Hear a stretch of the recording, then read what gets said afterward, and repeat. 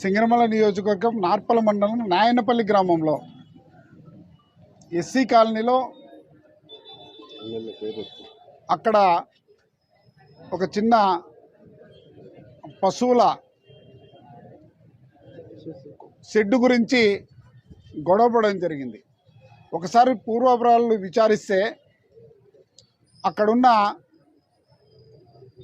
వెంకటరాముడు గత 1983 నుంచి వాళ్ళ అనుభవంలో ఉన్న స్థలం, దానికి ఆనుకునే 12 సెంట్లో ఆర్డిటి ఉన్నది. ఆర్డిటికి స్థలం కేటాయించడం జరిగింది.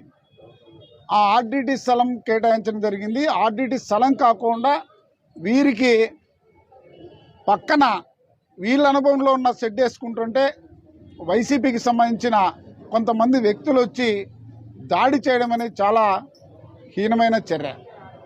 ఎందుకు చెప్పబోతున్నామంటే, ఈ రకంగా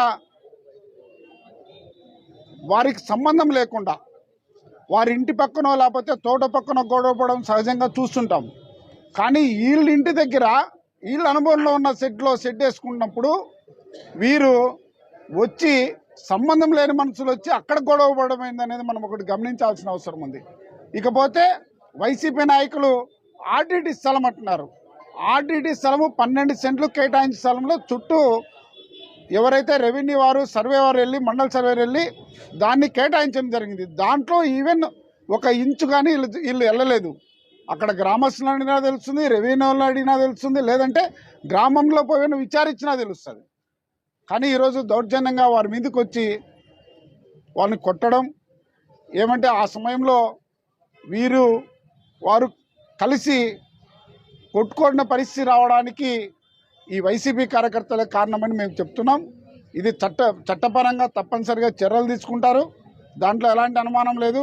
మీరు మీ దానికి మీకు మీ స్థలంలోకి వచ్చినప్పుడో, లేదంటే మీ తోట దగ్గర ఉన్నప్పుడు మీ పక్కన ఉన్నప్పుడో, లేకపోతే మీ ఇంటి స్థలం పక్కన ఉన్నప్పుడు వస్తే దాన్ని మాట్లాడాలి. కానీ ఎవరో వారి అనుభవంలో 1983 నుంచి అనుభవంలో ఉన్న స్థలంలో వాళ్ళు ఈరోజు గోకుల్ షెడ్ పశువుల కోసం అక్కడ కట్టుకోవాలనుకుంటే దాన్ని